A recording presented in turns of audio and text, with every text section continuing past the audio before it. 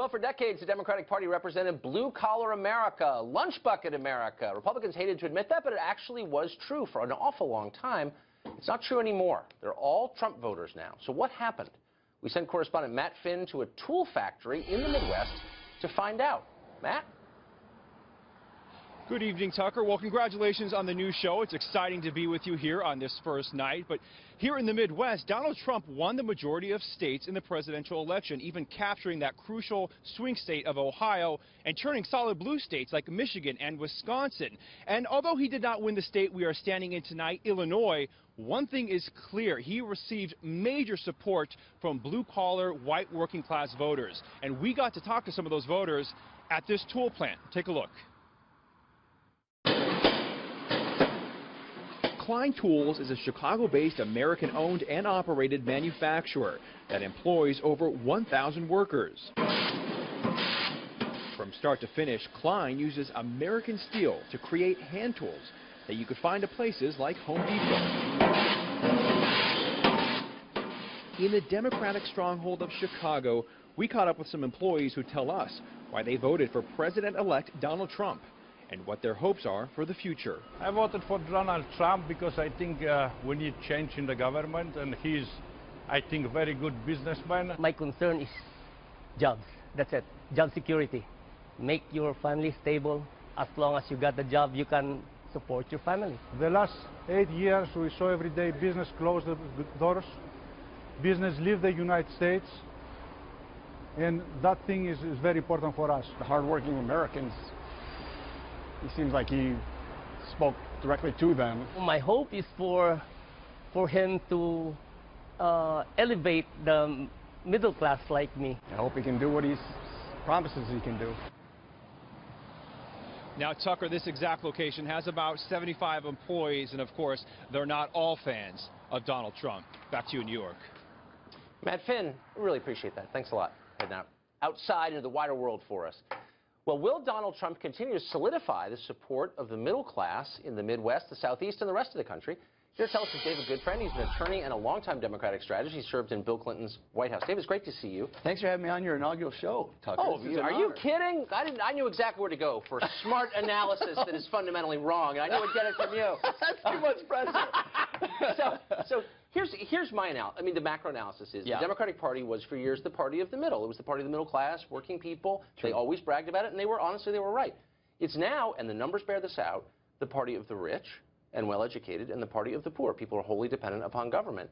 That's an unstable coalition, but it doesn't even seem to me that they're even trying to get the middle class. They're mocking the middle class. Why? Well, you'll be surprised to know I kind of disagree with that characterization, although I would agree with you, and I'll meet you this far, that I think the Democrats this time around did not perform well among middle-class voters compared to prior elections. Yes. Let's take my home state of Wisconsin. Yeah. You know, your correspondent was in Illinois. Mm-hmm. I'm from just north in Wisconsin.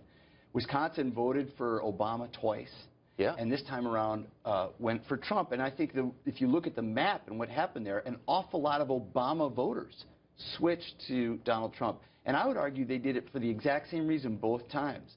The manufacturing economy has been hammered.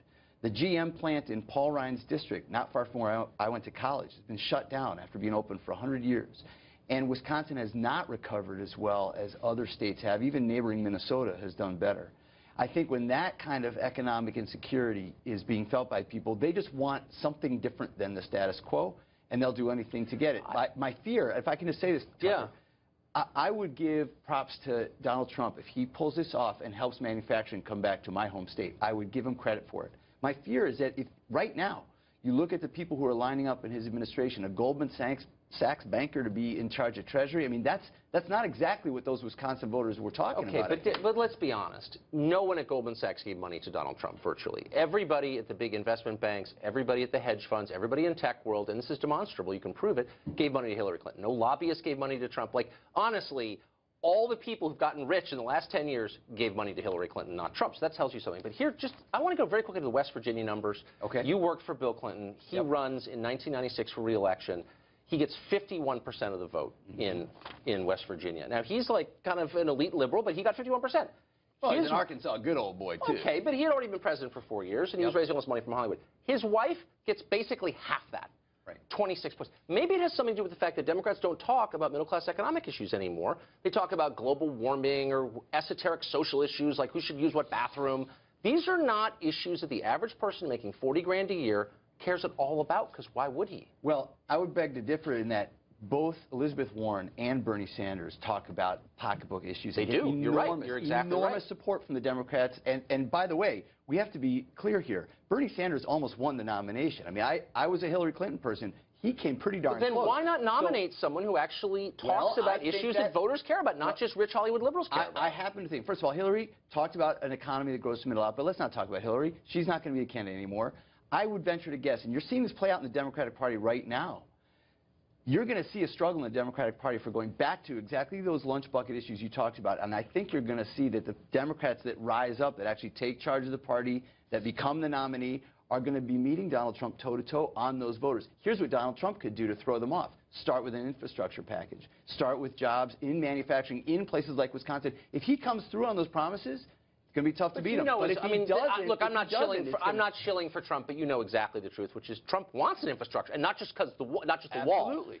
And the Democrats want one. If they try and block that, then that just means they're not even interested. They're not. I'm here to predict that he will peel off plenty of Democratic votes for that. I think he will. Here's my question. Will the folks in the conservative right in Congress block the infrastructure project that he has in mind? That's going to be a huge struggle. The people who still care about math? There are a few of them. We're in a post-math era, but there are a few. We're out of time, unfortunately. We'll solve this in the commercial break. Dave, great to see you. Great to see you, too. Appreciate that.